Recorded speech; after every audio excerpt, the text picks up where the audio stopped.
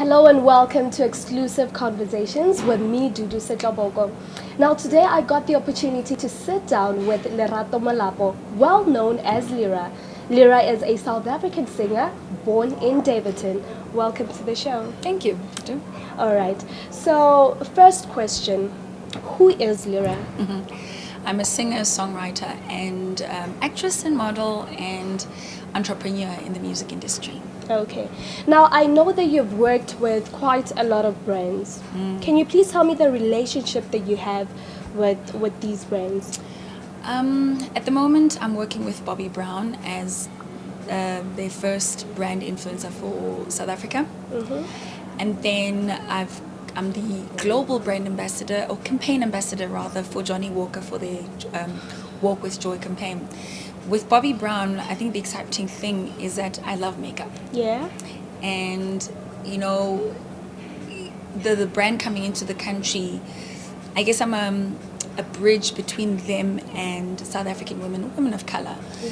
And, you know, they just have a beautiful palette of, I guess, makeup that really resonates with me as a person. And so I'm really just influencing and working with them in bridging that gap between them and particularly women of color.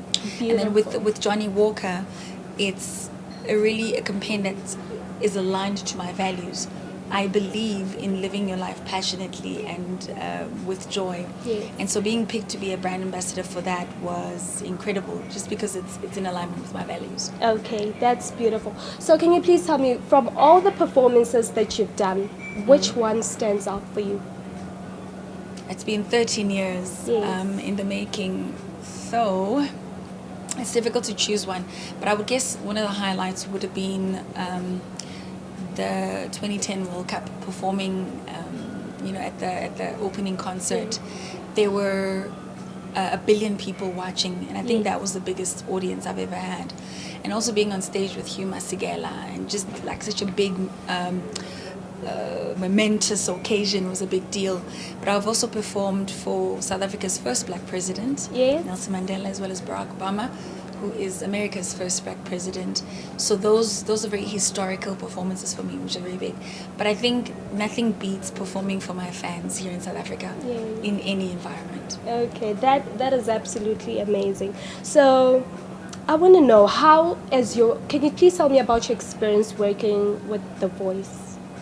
The Voice South Africa, that was amazing. I think the reason I joined The Voice in the first place was because, I've had 13 years in this industry, and I've garnered a lot of experience. So it was just giving me an opportunity to share everything I'd learned in the industry. So I think also unearthing incredible talent was the fun part.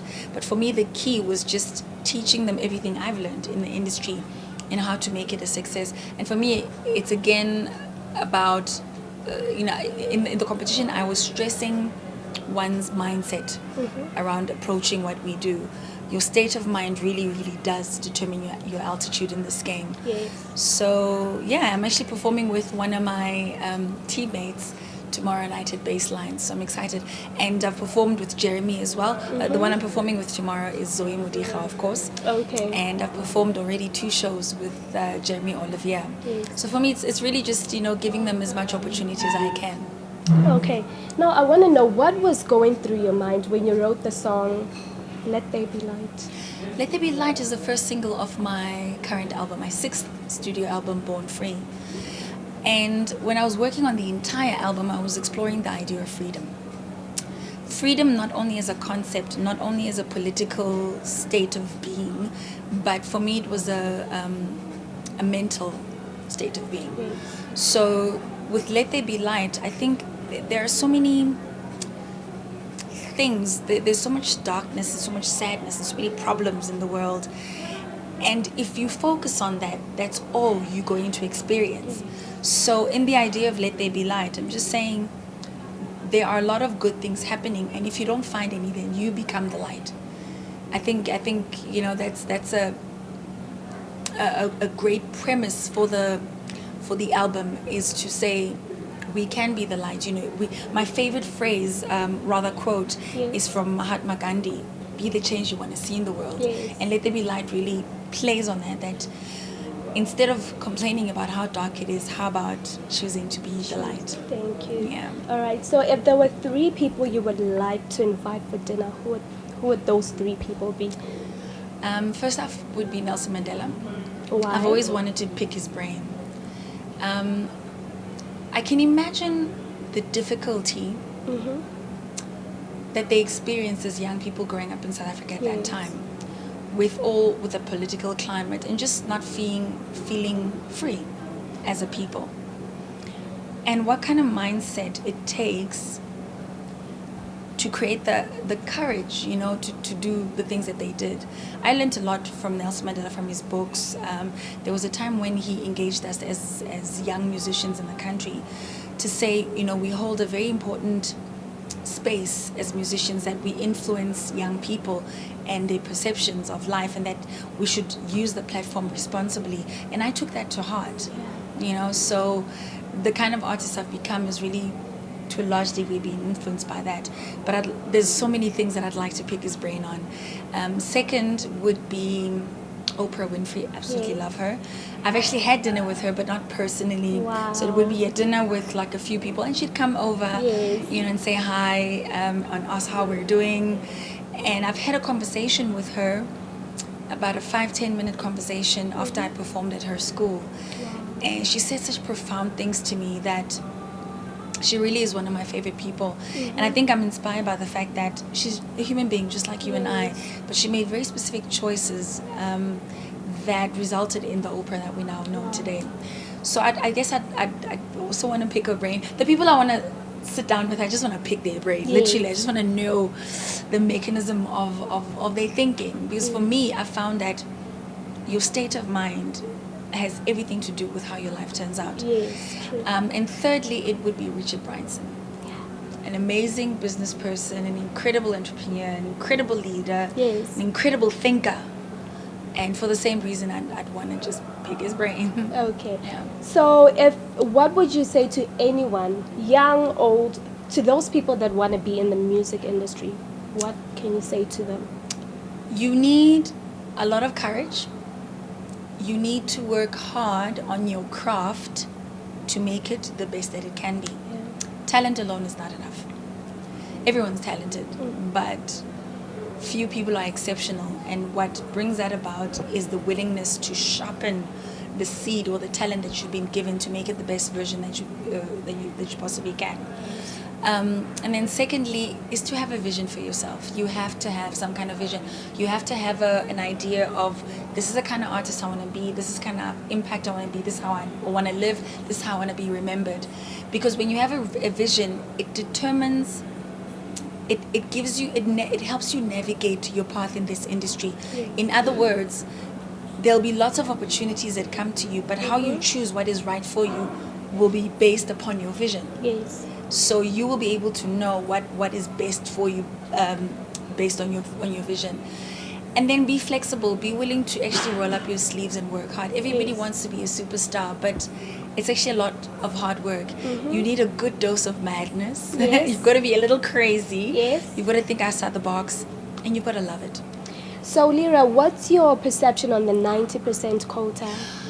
I've always felt like that has been the one thing that has been a challenge for music in South Africa, is that we still continue to play more international music than local. So I'm very excited about the 90% quota. However, I think 90% is too aggressive. Yes. It's too much too soon. In as much as the principle of what's going on is good, you cannot force people into this in such a harsh manner. It needed to be done in phases. It was good perhaps to say maybe by 2021 we'll reach 90%, but right now we're going to push it by 20% from where we were, and then another 20% as years go, because you need to ease it into being. And so for me, my concern is that people will retaliate, people will feel like they're being forced. It might have negative connotations, or rather an impact that is negative, and then everybody loses at the end of the day. So it's all nice now, but we need to give it time to take hold. So I don't know, I'm a little nervous about it, like I said, but of course my music is being played. I'm excited. But then again, they're regurgitating music that I was doing 13 years ago because there isn't enough content. So it's a bit frustrating in some ways. But as a principle, it is important. It is something that we need. It just needed to be phased in. Okay. So you haven't been to the baseline in 2 years. In 2 years. Yeah. I'm very excited. So now I have to paint you this picture. When 10 years ago, I released Feel Good.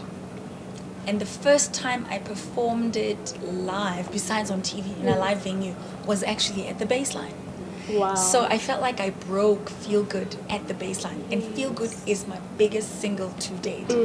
So I have that connection with the baseline, that excitement.